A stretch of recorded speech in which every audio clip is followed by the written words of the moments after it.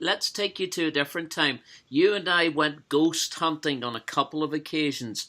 Do you remember the experience, and particularly up to Cuneen and Yes. the story around that? Yeah, the Cooning ghost, I suppose anyone can Google it there, but the Cooning ghost, I suppose, is the most celebrated story of ghostly happenings in Ireland, which wouldn't be maybe 5, 6, 10 miles from here. And the family who occupied the house, I think they were Maguires, in the early part of the century. And they were troubled by a spirit or a ghost to the degree, but nobody believed them in the region. But they were troubled so much that they actually emigrated to America. And well, a lot of Irish people were emigrating to America at the time.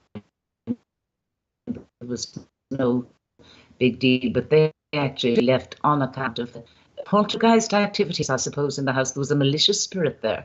But I recall you and I going there one afternoon around this time of the year, it was October or September.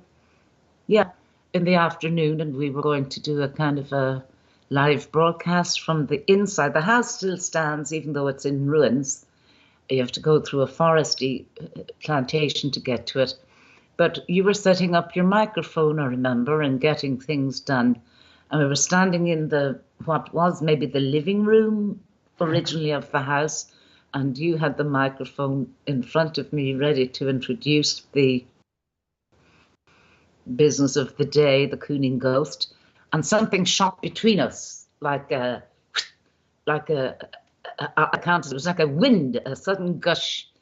And I think we took the interview outside there. But I got a strong feeling that day of a youth, maybe 13, 12, 13 years of age, a boy, a troubled soul of a boy. And that has never been, but spiritual or ghost hunters from all over the world have come there to film and stay over at night and different things. And yeah, they have captured movement activities on film and on camera, and indeed a lot of sounds and things that are not earthly.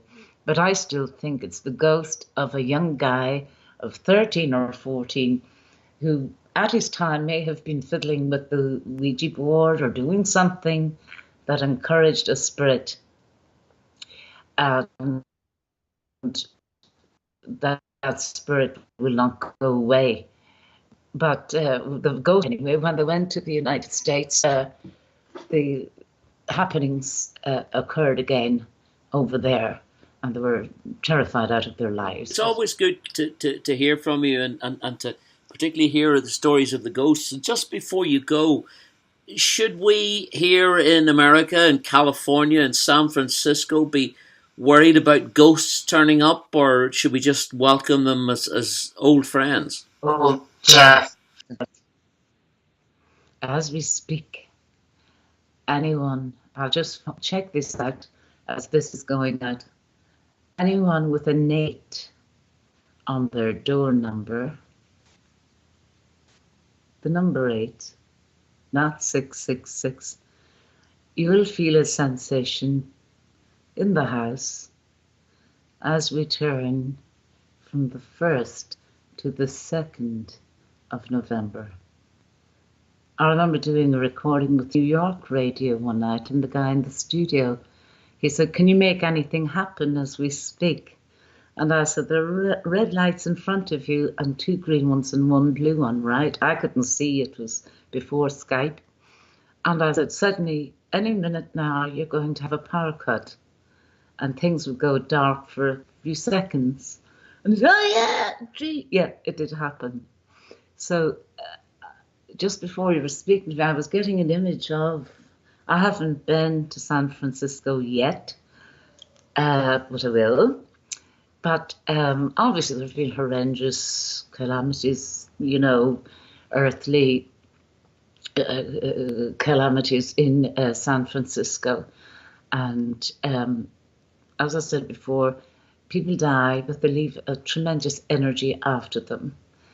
And anyone, as I said now, with the number 8 on their door knocker, and maybe a 2 and an 8, and maybe 852, 258, 821, 8 and a 2 will feel a funny sensation in their house, and I'll look for a bit of feedback. There's one particular guy, Harty, or O'Harty, or Harty, whose house will be troubled on the night. Construction, building, something of that nature he does. He might have Irish blood. Well, we will report back to you, Patricia. You know better people to do that. Thank you so much for joining us. Lovely to speak to you, Donna, as always. Good night.